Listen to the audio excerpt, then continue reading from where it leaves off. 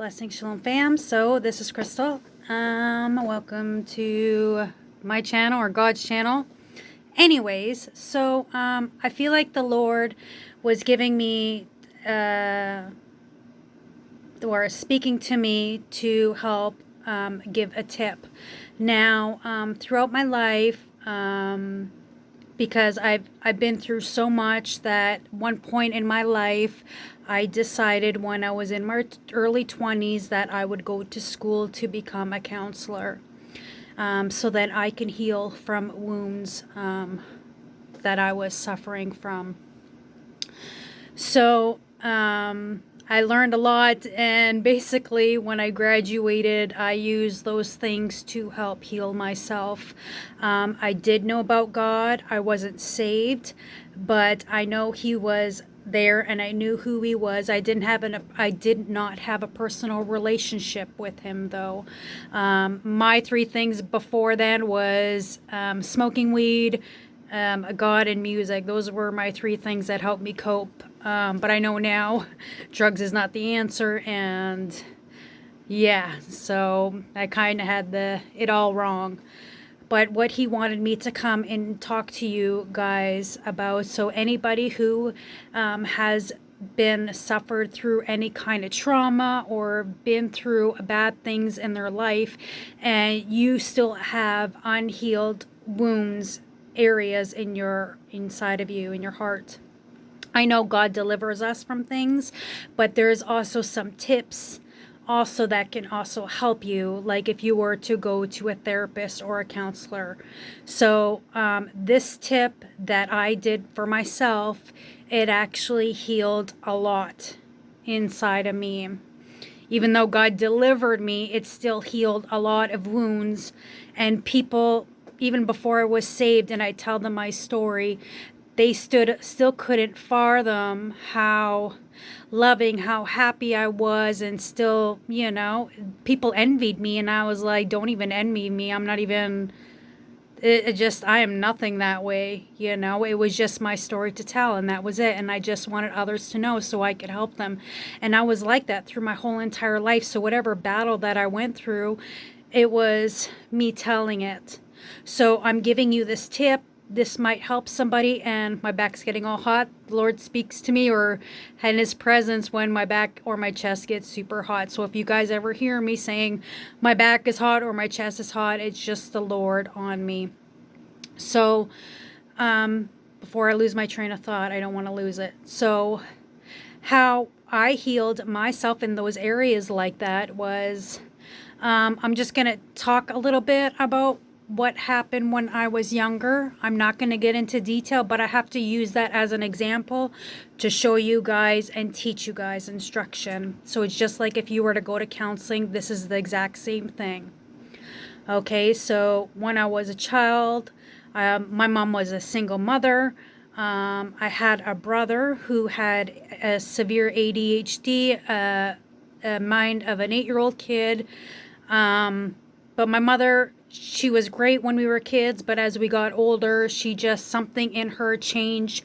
She wasn't the same person that she was. It's like the devil took over her. It was just extreme with her. I can't even explain it. When I was 16, I literally wanted to commit suicide. I'd go stand on the street wanting to get hit by a car. It got to that point. And then my life just started getting harder and harder as the years went by.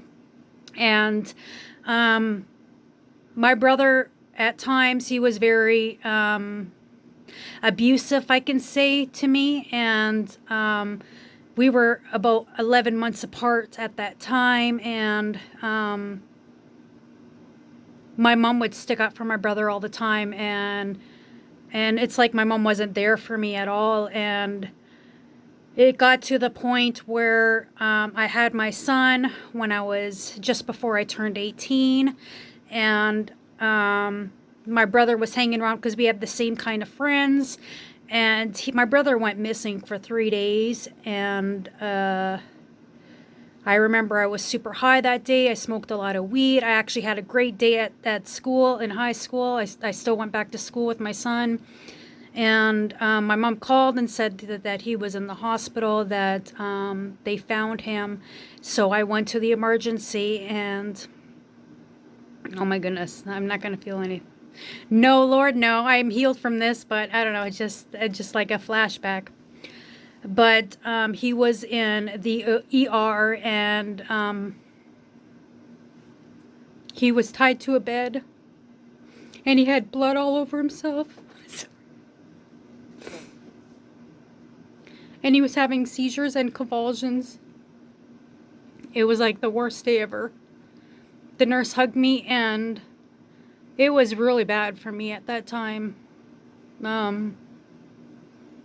He went into a coma for 6 months because he was left for dead for 3 days, and people dragged his body. And I heard the story from other friends, and they said that they dragged his body, they put him in a closet when you're not supposed to move a body while they're unconscious. They actually dragged him. A neighbor saw my brother being dragged, and they just basically left him for dead outside and said his name was Francis, called the ambulance, but nobody got charged. Nobody went to jail for it. But anyways, in that time, the doctors wanted to pull the plug. My mom was stubborn and said no. And within those years, he woke up, and they said that he was going to be mush. He was just going to live 6 months. The fluid around the brain that he had, because they couldn't work on him, they didn't know who he was for 3 days, so they couldn't even help him. So they said fluid around the brain, and then eventually the fluid around the brain will just shrink, and he will just die from oxygen. They would just cut him out. So my mom just let it happen. He was mush when he woke up. He had to learn how to walk and talk all over again. They said 6 months he was going to live. He pushed 11 years. And yeah, it was very hard. It was like a very hard battle that I had to go through. It was just one battle after another. And I know now it's the devil was trying to take me out and try to make me forfeit what God has for me. And but just all these things started happening. Even with my children, I had children, and his dad was a sergeant cop, and his mom worked for the government under the mayor. I'm not going to say where, but basically she asked to take them for a week, and I never got them back. So it was just a trauma after trauma. My stomach was just upside down that day, and I didn't understand it was God showing me not to do it, but I didn't know at that time. I was still young. I was still only like in my 20s, early 20s. But they used that against me, and it's just, and they manipulated me and told me not to fight for my kids, because if I did, I would lose. And when you're young and you don't come from a good family, you think all these things, right? So it's just, the enemy was trying to destroy me. And back to my brother, he ended up living, and he pushed 11 years, and then he committed suicide. And I'm just grateful and thankful. I know now God was there for me, and he allowed me to say goodbye to my brother before it happened. And it was crazy, because the day before it happened, I was on my way to work, 6 o'clock in the morning, taking the bus, and that bus was so packed. I'm telling you, I don't even think anymore people can fit on that bus. It was so packed, and I was way at the back, and I was right at the window. On the left-hand side, the bus stopped at a stoplight for a minute, and I looked over, and I seen my brother kicking a pole, and I was just thinking to myself, like, what are you doing? And he seen me out of all those people on the bus. I'm telling you, he seen me, and he just walked across the street. I was embarrassed, though. Okay? I was embarrassed at that time, and he just told the bus driver, like, hold up for a minute, and everybody was staring, but I knew because he was my brother, and he walked all the way to the back of the bus, and he's like, I love you, sis. I'm like, just go home. He's like, I love you. Can I give you a hug? So I gave him a hug, and I just said, go home. I love you. behave yourself, and that was it. So, and then the next day is when he committed suicide, and I actually got it through a text, said my brother hung himself. So you could just imagine, like, my phone dropped, I just blacked out, I couldn't, I was like screaming, crying, everybody's like all around me, like, what is wrong, I just gave them the phone, I couldn't even speak, I couldn't do nothing. And for the longest time I hated my mother as well, because my brother always said he wanted to be cremated, and she did open casket, and I'm telling you, I've never seen a dead body ever in my life, and she pushed me up and made me walk up there and all these things. I'm telling you, I just went through so much trauma, so much battle, like all in 1 year. And then my sister died, so all in 1 year it was my brother died, my sister died, and my kids got taken away. So just imagine, well, all the pain that I was going through. I got to the point, I think it was around my 30th birthday, and the place that I was working at, I was like, I gotta move. I can't do this. I'm so strong inside that I didn't even cry. I kind of held it in.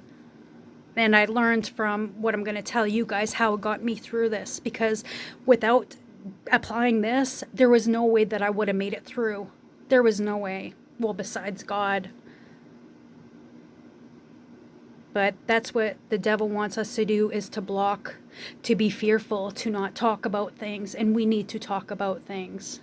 You can't be fearful and holding it all in, because it will bottle up inside and it will kill you. It will kill you if you don't talk about it.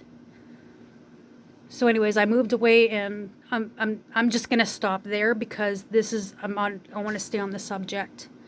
So what helped me was, from all the trauma and the hurt, all the wounds that I went through, after I went to school for counseling, and it was to talk about it. Okay? To talk to somebody that you felt comfortable. It even can be a stranger, because when are you going to see a stranger in the next time, right? That's what I thought inside of my mind, is I started talking to them.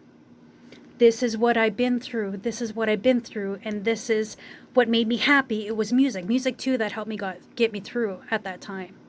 Was music. It was just music and talking about it. Something that made me happy. Something that made me rejoice. You know what I mean? Like, if I'm feeling down, you listen to music, you feel happy. And that was my go-to. So the first time I actually opened up to somebody and talked about my feelings and what I went through in trauma, I'm telling you, that first time was the most hardest thing that I could ever do. But over time, over the course of a couple days, and then it went to a month, and then it went to a year.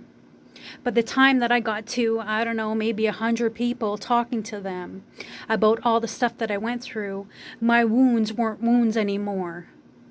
It was just a scar. It didn't hurt me anymore. I wasn't hurt by what I was talking about. Do you see what I'm saying? I hope I'm making sense to you guys. And I'm here to help you guys as well, you know. We are to talk about it. When we talk about things, we heal ourselves. Because you're letting it go. Even if you have to talk to God, God, this happened, that happened. Speak it with your mouth. Let it go. Because once you release that, you'll feel so much better. And this is a part of deliverance. Yes, majority of people on here are saved and believe in God. Yes, seek God in everything.